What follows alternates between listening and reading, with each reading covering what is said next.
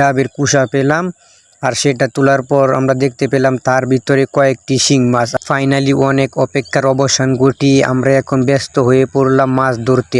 আর এইভাবে মাছ ধরা যে কি একটা আনন্দর।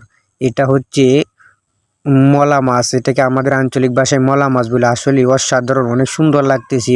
আসসালামু আলাইকুম, হ্যালো এভরিওয়ান। আজকে আমরা আমাদের পুকুর পাম্প দিয়ে শেষ করে দেশি মাছ ধরবার জন্য আমরা একটি মেশিন আনলাম। মেশিনটি এখন আমরা ফার্ম ধরানোর চেষ্টা করতেছি। এখন আমরা মেশিনটি ফার্ম ধরে স্টার দিয়ে দিলাম, আর দেখতে পাচ্ছেন যে স্টার দেওয়ার সাথে সাথে মেশিন দিয়ে পানি বাইর হচ্ছে। আর এভাবে গ্রামে মাছ ধরা যে কি একটা মজা, আসলে অসাধারণ। আর আজকের ভিডিওতে যে আমরা কিভাবে কি মাছ ধরি সম্পূর্ণ বিষয়টি থাকবে, ততক্ষণে সবাই ভিডিওটি পুরোটা দেখবেন।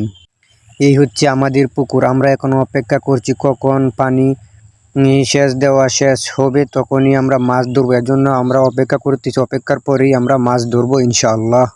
কিছুক্ষণ যেতে না যেতে আমরা একটি ডাবের কুসা পেলাম, আর সেটা তোলার পর আমরা দেখতে পেলাম তার ভিতরে কয়েকটি শিং মাছ। আর এই হচ্ছে ডাবের কুসা। আলহামদুলিল্লাহ, দেখতে দেখতে আমাদের পুকুরের পানি এখন একেবারে শেষ পর্যায়ে, অল্প কিছুটা বাকি আছে। যদি এই পানিটা শেষ হয় তখনই আমরা সবাই মাছ ধরতে নেমে যাব। ফাইনালি অনেক অপেক্ষার অবসান ঘটিয়ে আমরা এখন ব্যস্ত হয়ে পড়লাম মাছ ধরতে। আর দেখতেই তো পারছেন ছোটো ছোটো ফুলা ফাইনু সাথে সাথে মাছ ধরতে, আসলে কি যে একটা আনন্দ। এদিকে সবাই ব্যস্ত মাছ ধরা নিয়ে, আর আমি ব্যস্ত টুকটাক ক্যামেরাতে। কারণ এভাবে মাছ ধরা যে কি একটা আনন্দ, যারা এভাবে কখনো মাছ ধরেছেন তারাই বুঝতে পারবে সেটার ফিল।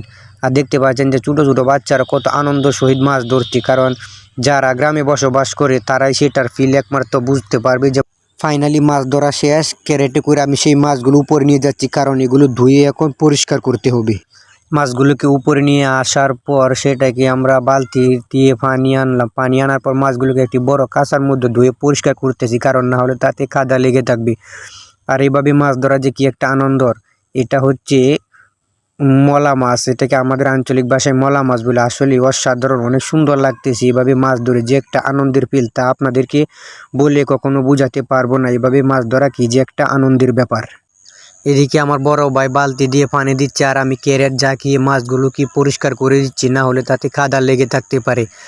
আর দেখতেই তো পারতেছেন যে কি পরিমাণ কাদা, কারণ এভাবে পুকুর থেকে মাছ ধরলে তাতে প্রচুর পরিমাণ কাদা লেগে থাকতে পারে। এই যে কি পরিমাণ কাদা, সেখানে রয়েছে টাকি মাছ, তেলাপি মাছ, আরও বিভিন্ন ধরনের মাছ। যাই হোক, সব মিলিয়ে মাছ ভালোই পাইছি আলহামদুলিল্লাহ। আজকের মতো ভিডিওটা এই পর্যন্তই। সবাই ভালো থাকবেন, সুস্থ থাকবেন।